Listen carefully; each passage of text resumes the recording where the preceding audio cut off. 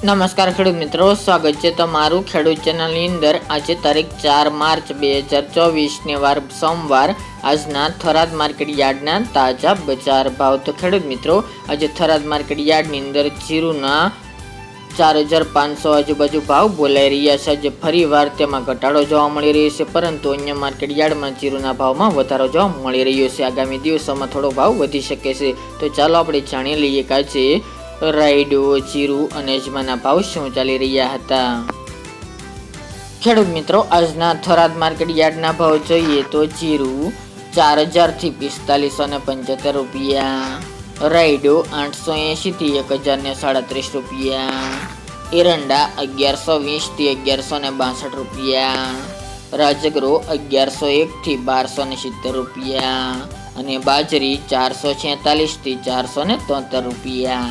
તો ખેડૂત મિત્રો, આ તાજના થરાદ માર્કેટ યાર્ડના તાજા બજાર ભાવ।